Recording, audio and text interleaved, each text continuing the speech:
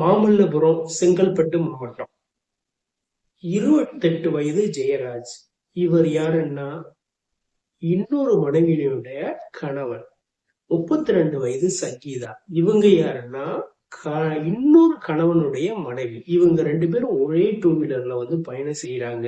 செங்கல்பட்டு மாவட்டத்துல மாமல்லபுரத்துல இருக்கிற ஒரு பகுதியில ஒரு லாட்ஜ்ல ரூம் எடுத்து தங்குறாங்க. இவங்க 2 பேரும் தங்களுடைய கள்ளக்காதல மெயின்டெனன்ஸ் பண்றாங்க. இதுக்கு முன்னாடி இவங்களுக்குமே கள்ளக்காதல் இருந்துச்சு. அது பாத்தீங்கன்னா இவங்க 2 பேரும் ஒரே ஊரை சேர்ந்தவங்க தான். ஸோ இடைப்பட்ட இந்த பொண்ணு பாத்தீங்கன்னா ஒரு காலேஜ்ல துப்புரவு தொழிலாளியா இருக்கு. இவன் ஒரு பூச்சி மருந்து கடையில ஒர்க் பண்றான். இதுக்கு இடையில இவங்க 2 பேருக்குள்ள ஒரு பழக்கம் ஏற்படுது. அது ஒரு நட்பா மாறுது. பின்னாடி அது ஒரு கள்ளக்காதல டெவலப் ஆகுது.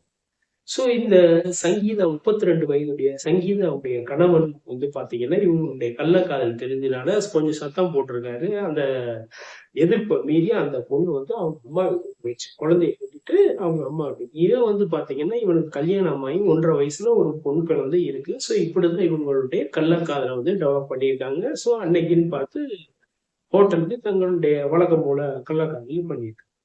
ஸோ இப்படிப்பட்ட நேரத்துல அவன் என்னன்னா ரூம்ல சரி சாப்பாடு வாங்க போலான்னுட்டு வெளியே போயிட்டு சாப்பாடு வாங்கிட்டு வந்திருக்கான். அவங்க உள்ள பார்த்தா வேறு கணவனுடைய மனைவி, அதாவது தன்னுடைய இல்லீகல் கள்ளக்காதலி தூக்குல தொங்குறத பாக்குறான். ஆகுறான். உடனே இமிடியேட்டா அந்த துப்பட்டால ஃபேன்ல மாட்டிட்டு இமிடியேட்டா அறுது உட்காந்துருந்து சத்தம் போடுறான்.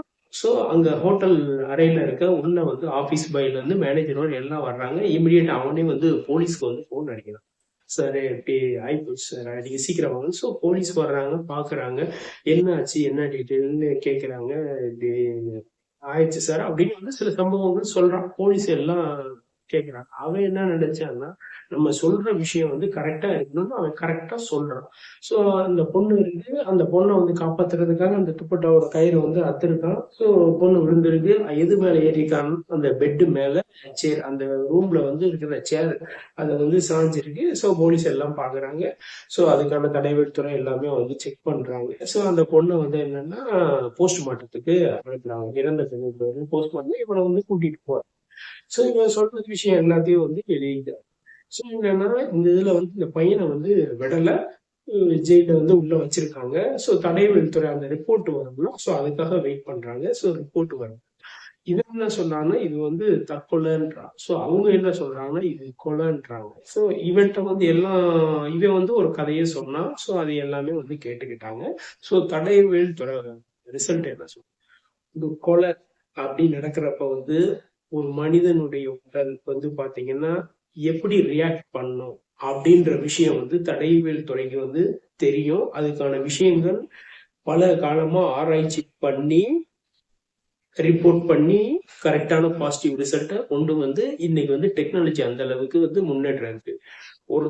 ஒரு தற்கொலை பண்ணா ஒரு விஷயம் எப்படி நடக்கும், அதனுடைய உடல் ரியாக்ஷன் எப்படி இருக்கும், ஒரு பாடி தொங்குதுன்னா கால் எப்படி இருக்கும், முகபாவம் எப்படி இருக்கும், கண்ணோட அசைவு எப்படி இருக்கும், கையுடைய அமைப்பு எப்படி இருக்கும்ன்ற விஷயம் இன்றைய டெக்னாலஜிக்கு தெரியும். அவனுக்கு தெரியாதனால அவன் சொன்ன கதையை எல்லாம் எடுத்து ரிப்போர்ட் மட்டும் பண்ணியிருக்காங்க. ஸோ தடயவியல் துறை இது ஒரு கொலை அப்படின்னு ரிசல்ட் வந்திருக்கு.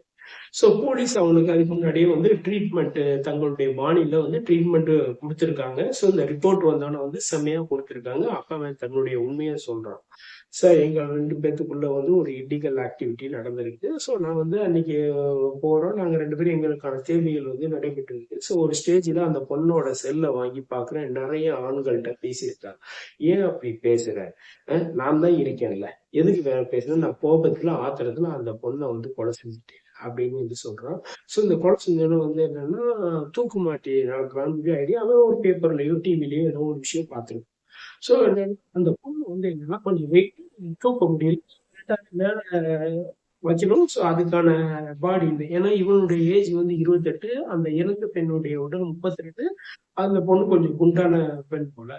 சோ என்னன்னா அவன் என்ன செஞ்சான்னா ஃபர்ஸ்ட் கயிறு வாங்கிட்டு வந்திருக்கான். அது கரெக்டா மாட்டாவனால அந்த பொண்ணை தூக்கி மாட்ட முடியல. அவன் என்ன செஞ்சிருக்கான்னா அந்த பொண்ணுடைய துப்பட்டாவை கழுத்துல மாட்டி இப்படி பாதம் வச்சு அறுத்திருக்கான். அறுத்துட்டு இப்படி படுக்க வச்சிருக்கான். அந்த பெட்டுக்கு மேல வந்து என்னன்னா அந்த கீழே இந்த ஸ்டூல் எடுத்து இப்படி வந்து சாப்பிட்டு வச்சிருக்காங்க. ஸோ அவங்க என்னன்னா யாராவது வந்து சொன்னா ஸோ இது மேல ஏறி இப்படி பண்ணியிருக்காங்க. ஸோ அவங்க வந்து தடயவியல் துறை வந்து பார்க்க மாட்டாங்களா, அதுல வந்து கால் அச்சு இருக்கும்.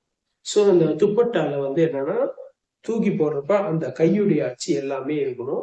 ஸோ இதுக்கிடையில வந்து என்னன்னா ஒரு ஒரு உடல் அது வந்து தற்கொலை பண்ணிக்கிறப்ப எந்த மாதிரி ரிஃப்ளெக்ஷன் கொடுக்கும், கொலை பண்றப்ப என்ன மாதிரி ரிஃப்ளெக்ஷன் கொடுக்கும், இடைப்பட்ட வேறுபாடு இன்னைக்கு டெக்னாலஜி அந்த அளவுக்கு அக்யூரேட்டா வந்து ஸோ சாதாரண ஒரு கைரேகை வச்சே வந்து என்னன்னா சாதாரண ஒரு கை தப்ப வச்சே வந்து என்னன்னா எல்லாமே கண்டுபிடிச்சிருவாங்க.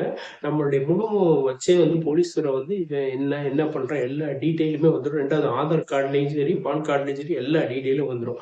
ஸோ இவனுக்கு சரியா தெரியனால இவன் வந்து அப்படி சொல்லியிருக்கான். ஸோ இது வந்து சமீபத்துல நடந்த வந்து குற்றம்.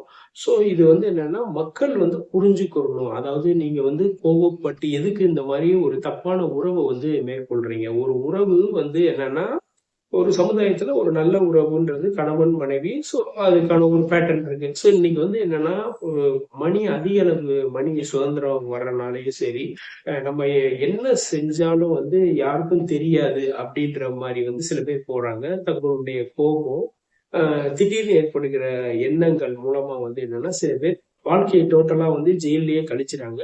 ஸோ சில விஷயங்கள் வந்து யோசிச்சு பண்ணா நல்லா இருக்கும். அதாவது ஒரு விஷயம் வந்து தப்பு நடக்க போகுதுன்றது மனசுக்கு தெரியும். ஸோ அது வந்து என்னன்னா ஆரம்பத்திலேயே அதை வந்து முட்டுக்கட்டை போட்டுட்டீங்கன்னா உங்களுடைய வாழ்க்கை வந்து மகிழ்ச்சியா இருக்கும்.